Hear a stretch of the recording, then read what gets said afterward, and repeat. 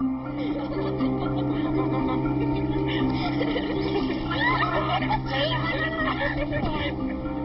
du også til jer? Jeg spørger om jeg er med til en fest. Det er helt op til dig selv, Sara. Jeg synes bare ikke, det er nogen god idé. Det bliver ikke sent. Det er noget, altså til, jeg følger dig helt hjem.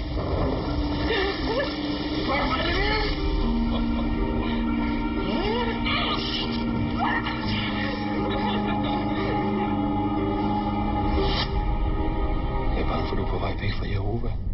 Jeg ved, du har en fyr. Det passer ikke. Det kan du ikke klare selv. Vi må ringe til de ældste. Kysset han dig. Berørt han dine bryster. Det er en udstyrelsesgrund. Kun ved at stole på Jehova kan du undgå de prøver, som Satan udsætter dig for. Du kan ikke bare lade dem kværne dig, og så makke ret.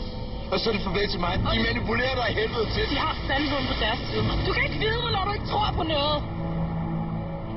Jeg tror på os. Du balancerer på en hårfin grænse. Du bliver nødt til at vælge Thijs fra. Jeg lægger op med at sige Thijs. Så der er mere ham end os. Jeg må sige, vi er meget bekymrede for, hvad det gør ved Thijs, at du er en insekt. Hvorfor kalder du det en sekt? Skal jeg så dø? Skal det der barn dø? Hvis jeg kun erkender Jehova som den eneste sande Gud, så ja. Jeg bliver med dig. Du skal angre og komme tilbage. Jeg udskynder os. Jeg vil godt bede om at hente hende.